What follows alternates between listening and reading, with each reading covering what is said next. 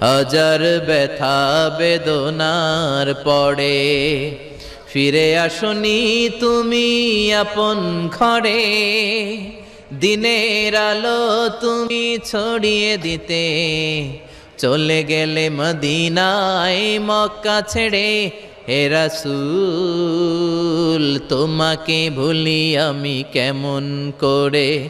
হে রাসূল তোমাকে ভুলি আমি কেমন করে।